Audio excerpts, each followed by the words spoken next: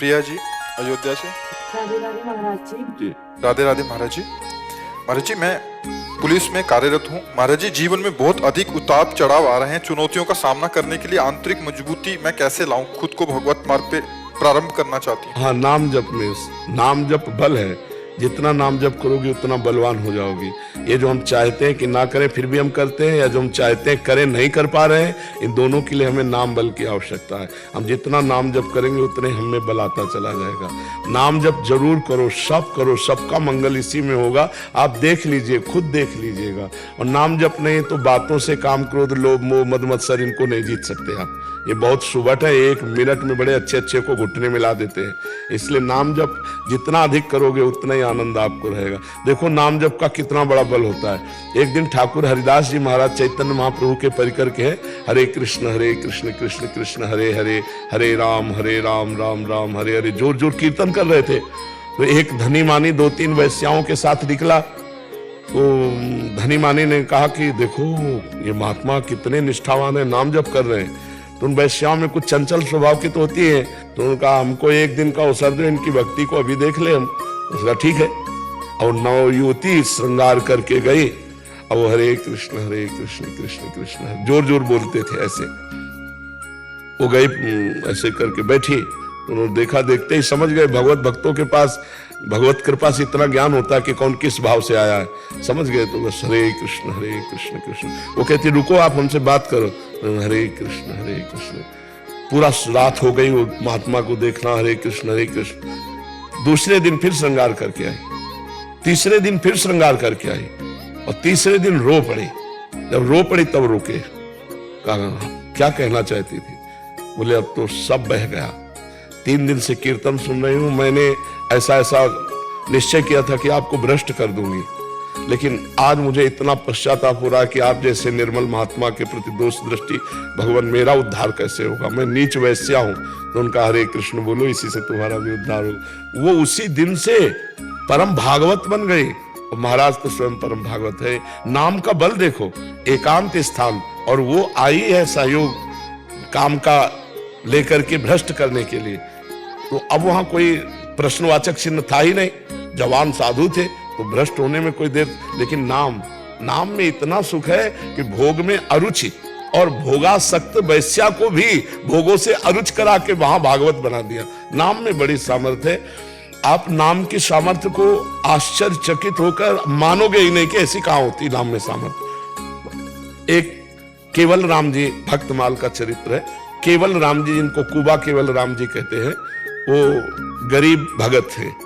उनका स्वभाव था जहां वो संतों को देखते दौड़ पड़ते, चरण में प्रणाम करना, घर लाना, चरणोदक उतारना, और जो रूखा सूखा बने सो पवाना। तो जब संतों को आदर मिलता है तो दूसरे संतों से चर्चा करते।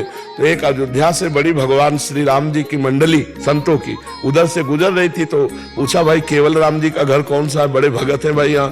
तो केवल राम जी ने जब सुना संत मंडली आई, अरे आज तो नाच पड़े कि आज तो बहुत से संत, खूब आदर पूर्वक घर, खाने को नहीं। अब उन्होंने पत्नी से कहा कि गरीब आदमी थे, अब 1-2 संत हो तो कुछ बने, अब जहां 50 संत है। तो पत्नी से कहा अब क्या हो सकता है? भगवान आज इतनी बड़ी कृपा की कि इतनी संत मंडली हमारे घर आई, आज पवाने के लिए कुछ नहीं है। तब पत्नी से कहा तुम इनको बैठा लो, मैं कोई ना कोई उपाय करता हूं। तो गए, एक धनी मानी से बात की। तो लोग जब किसी को गरीब देखते हैं, असहाय देखते हैं, तो उसका दुरुपयोग भी कर बैठते हैं। अत्यंत आवश्यकता, वो बिल्कुल गिड़गिड़ा रहे थे कि आज हमारे अगर संतों का भोजन हो गया तो तुम कहोगे तुम जीवन भर तुम्हारी गुलामी करेंगे, आज संत ना भूखे जाएं। तो उनका हमारे एक कुआं खोदवाना है, आप पति पत्नी कुआं खोद देना और हम जो कहोगे संतों को पवा देंगे।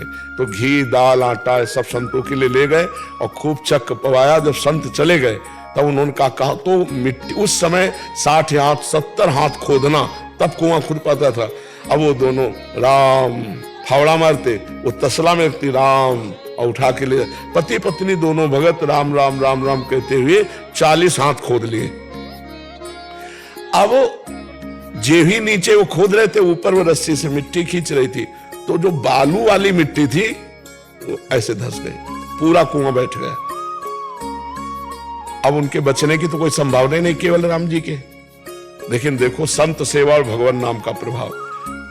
अब पत्नी बहुत व्याकुल, तो सेठ घबरा गया। उसने कहा उस समय के हिसाब से कि हम आपको पूरे जीवन का खर्चा देंगे, आप मतलब विकल मत हुई, और देखो हमारा तो कोई दोष है नहीं, आपने कहा था, और अब कुआं में वो दब गए तो इसमें हमारा क्या। राजी करके पत्नी को कुछ संपत्ति खान पान दे करके निपटा दिया और वो मिट्टी बराबर कर दी गई। 1 महीना बाद वहां से राजा का दल निकला, तो राजा के कान में सुनाई पड़ा राम राम राम।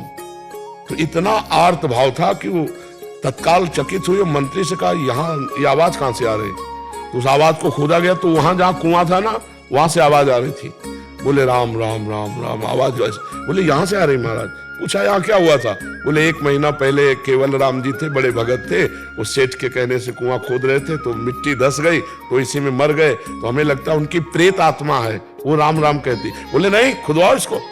अब वो राजा थे, राज सैनिकों के द्वारा देर न लगी, 1 दिन में खोद लिया गया। तो जहां केवल राम जी बैठे थे, उसके 1 हाथ ऊपर से परत लग गई थी मिट्टी की, और वो गुफा में बैठे थे, और शीतल जल और सुंदर भोजन सामने रखा हुआ था। 1 महीना तक रोज भोजन, रोज पानी और रोज ऑक्सीजन भगवान दे रहे थे।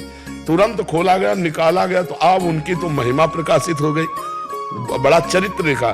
तो उनसे पूछा गया आपका जी नहीं घबराया, आपको परे। बोले जब मैं राम राम राम, तो मेरे राम जी आए और मेरे साथ बात करते थे, मुझे भोजन पवाते थे, मुझे जल पवाते थे, मैं बड़ी आराम से था। 1 महीना बड़े आराम से हमारा कर। सोचो जरा, ऊपर से पैक हो चुके हैं कि यहाँ घबराहट में प्राण निकल जाए। मान लो ऐसी कोई परिस्थिति भी हो जाए तो घबरा के मर जाए कि हमारी आवाज भी ऊपर नहीं पहुंच रही होगी, हम कब तक बंद रहेंगे, हाय हाय मच जाए। लेकिन राम राम राम राम राम। भगवान शिव ने जो हलाहल बीच समुद्र में निकला, रा कह के पी लिया और मां से बंद। राम नाम से नीलकंठ में, कंठ में एक जरा बूंद भी पानी का रोकना कठिन है। भगवान शिव ने हलाहल विष को भगवान के नाम के प्रभाव से रोक लिया। तो नाम में अपार सामर्थ्य, यदि हम लोग नाम जप करें तो जो करना चाहिए वो हम कर पाएंगे, जो नहीं करना चाहिए उसे हम त्याग देंगे। अगर नाम नहीं जप है तो केवल बातों से तो ऐसा होना असंभव है।